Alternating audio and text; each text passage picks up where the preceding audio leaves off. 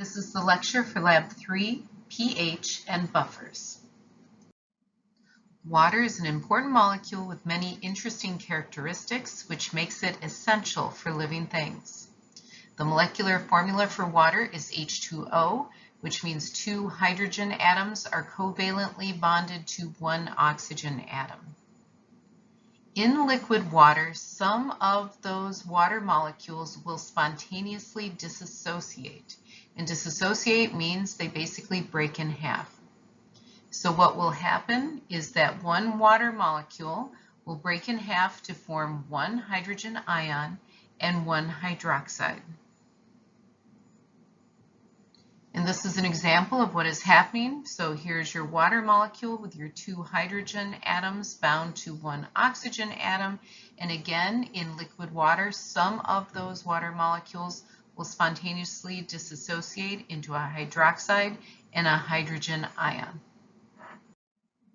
pH refers to how we measure the concentration of hydrogen ions in a water solution.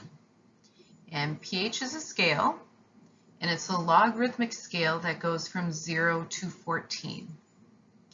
And this is a logarithmic scale, which means that each whole number is 10 times stronger or weaker than the next number. On the pH scale, 7 is neutral, where the concentration of hydrogen ions equals the concentration of hydroxides.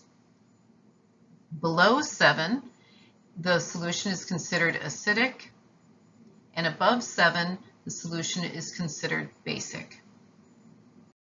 Here's an image that gives information about the pH scale. So remember, the pH scale goes from 0 to 14, with 7 being neutral.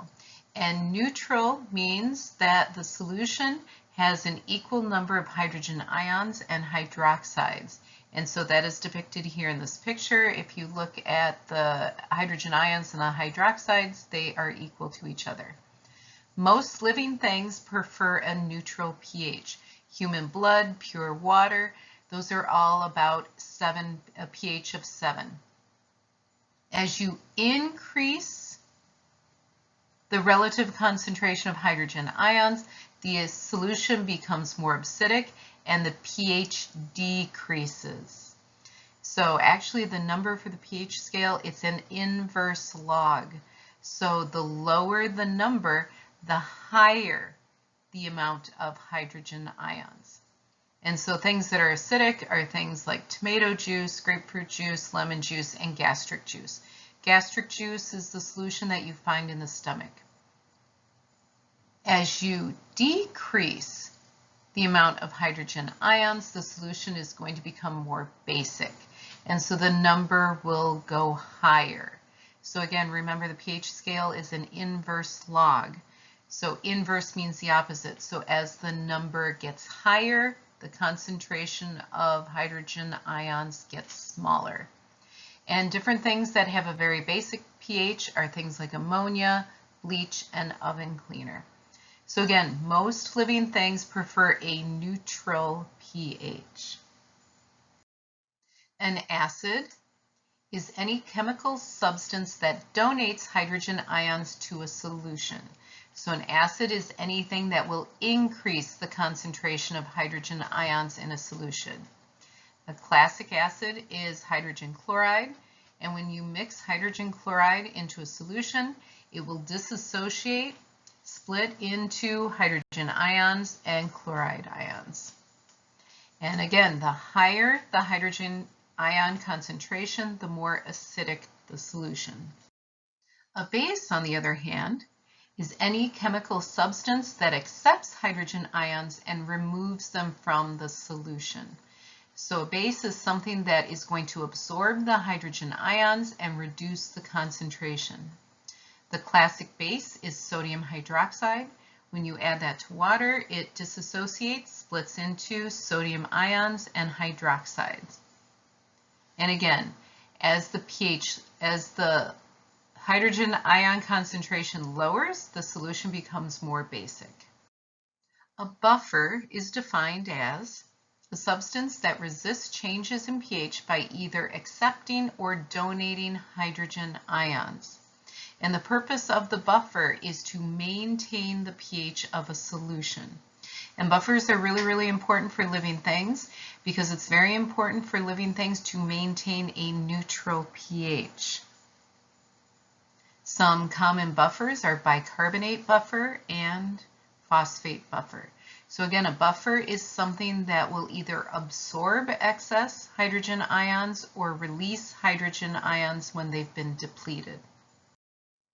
Of course, it's impossible for us to see with the naked eye the different hydrogen ions, so it's impossible for us to actually count them. So in order to determine the concentration of hydrogen ions in a solution, we need to use a pH indicator. And a pH indicator is something that will change color as the pH changes. And the two indicators that you will be using in lab are Bromothymol Blue and Bromcresol Purple.